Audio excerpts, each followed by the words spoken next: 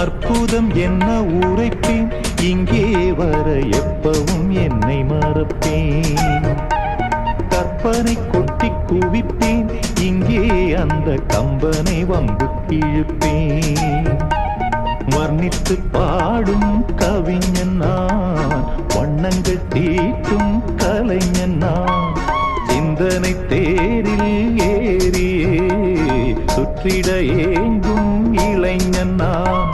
கண்ணில் காணும் யா